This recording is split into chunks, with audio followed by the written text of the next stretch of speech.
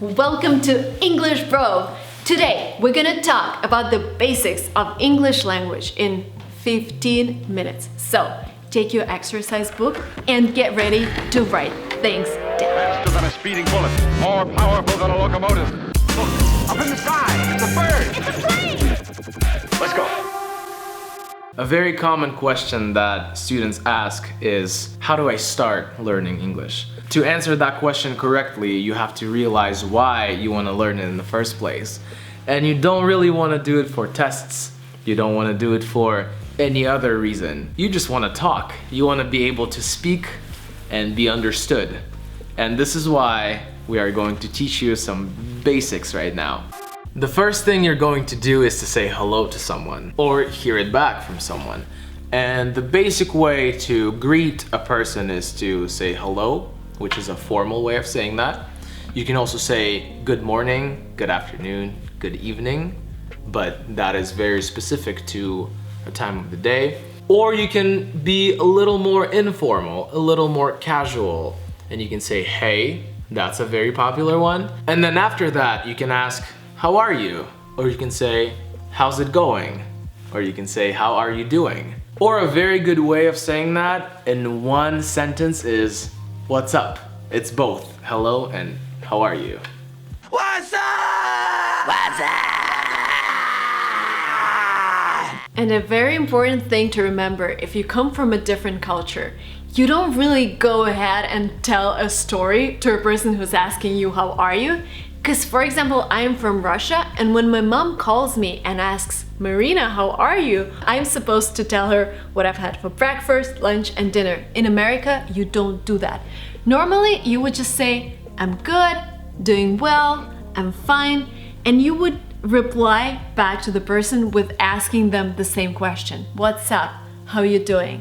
The next thing that people in America are gonna ask you, even if they hear a tiny accent, like sometimes they hear my accent straight away, and the next question that they ask me is, where are you from? I've lived in San Francisco since 2016, so I reply to this question that I'm from San Francisco, but I also understand that they want to know where my accent is from, so I also tell them that I am originally from Russia, and this is what you can say. I am originally from China. I am from Italy. I am from Spain. Where are you from? And the next thing after that probably will be, what do you do? What do you do means, what is your job? What is your profession? What do you do to make money for yourself? What do you do? And you can just say, I'm a student. And there are different types of students. You could specify that you're a college student, or you can just say student for high school, middle school, elementary school, any kind of school. And of course, you can also talk about your job. I am a lawyer, I am a teacher. This one simple sentence. I am a, and then the name of your profession. I don't know what was the most stressful thing for you in English, but for me, the most stressful thing ever was to call a native speaker on the phone. Like, when I was in Russia and I realized I have to make this call, I have to call my colleague in the UK, I freaked out. There are certain things you can learn before calling a native speaker. Thing number one, you say hello when you pick up the phone, or when you get connected, you say hello. The next thing you should do is tell who you are. So for example, I'm Marina, I'm calling from LinguaTrip. So you have to say your name and what company you're calling from. The next thing is tell people why you're calling. I'm calling regarding a student who arrived last week. So I am explaining the reason for this call. And then, only then, call to action. Like, I want to talk to Maggie from finance department. This is really important because if you're straightforward, if you just call and say, hey, can I talk to Maggie? Sir, could I talk to Mr. Gustafson? You will have to go through all of the questions that I've mentioned before.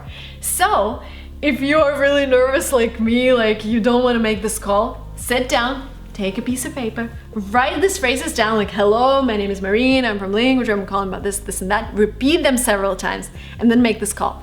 And It's okay to speak really slowly. People know that you're a foreign person and it's okay. They would try to speak slower so you could understand. But you know, practice makes perfect. When I was calling the UK for the 10th time, I didn't even care. So the more you call, the better you are.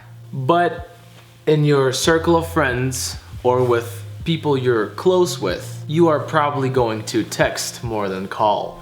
So for texting, there are rules also. You want to be as short and as direct as possible. Punctuation is not a thing. Any kind of grammar is not really a thing either. Emojis and smiley faces, just try to keep them to a minimum because it's kind of weird to American people when you use a lot of them. I know some cultures do that.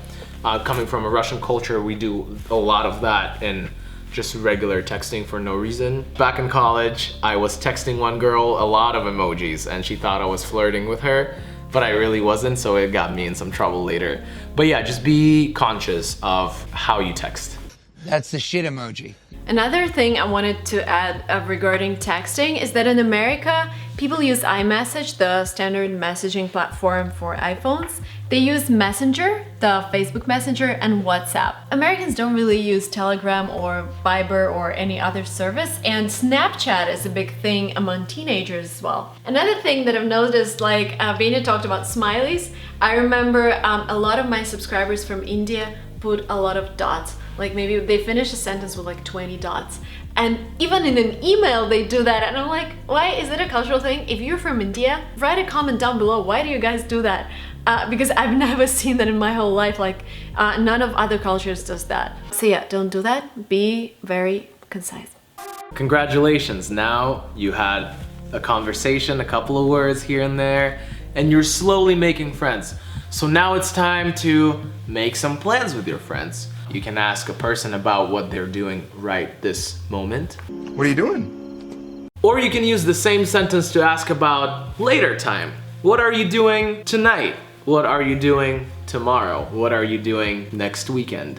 And then you can make suggestions. For example, do you want to go to the movies? Or do you want to go for a walk?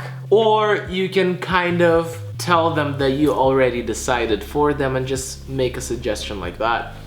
For example, should we go see the new Deadpool movie? Like, you already know that you want to do it and you're just kind of telling people, asking their opinions. So that's also a really good way to start spending time with some native speakers. Should we get started? Another thing that I've learned when I came to the States is that you have to be really polite. When you're asking people something, you cannot just say, hey, give me this. You have to be, excuse me, do you mind passing that thing?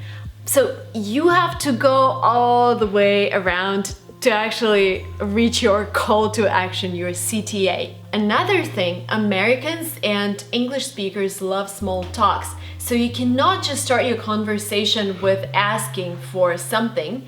You have to ask how they are. You have to say, oh, it's a beautiful day today. That really means something. If you're really straightforward, if you just go straight into your call to action, people might think you're rude, so don't do that.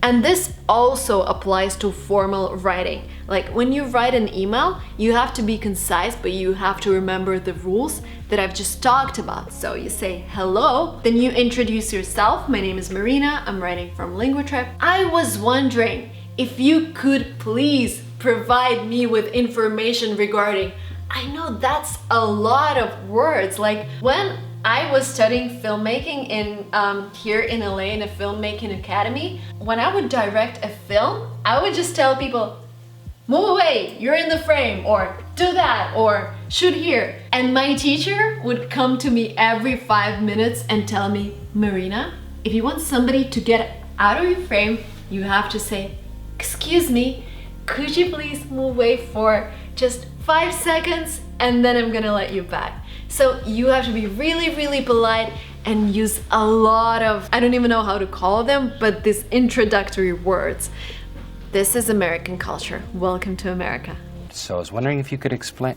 So the main advice to you now, speak slower. Whatever happens, just speak slow and One of the main things is articles. A lot of people from different cultures and countries, coming from different languages and different backgrounds, miss articles a lot. So you would say, this is table, this is mug, right? Where this is a table, this is a mug. And the basic rule with articles is pretty simple. Think of articles as adjectives. They describe nouns, right? The article a or an is an article that you use for non-specific objects. This is a mug. Like, I don't really care what about this mug. It's not special. This is a table. Not very special. And the article the is for specific things. So let's say we were talking about this table for hours and hours and hours, and I want to bring it up and I want to remind you about the table. So I say, hey, remember the table, because everybody knows the specific table that I'm talking about. So basically articles are adjectives because they answer a very simple question. Which one? A mug. Which one? Not specific mug. The table. Which one? The one we were talking about. That's the basic rule. Follow it and you'll be successful in every situation. And guys, please remember, the more you practice, the better you are. So please come to the United States, come to any English-speaking country and talk to native speakers every day. And make sure you subscribe to this channel right now for more useful and amazing, very relevant information every week. And hit the bell to make sure you get notified. And if you like this video, click like, because this is the only way for us to know that you've enjoyed watching this content. So see you soon on English Pro!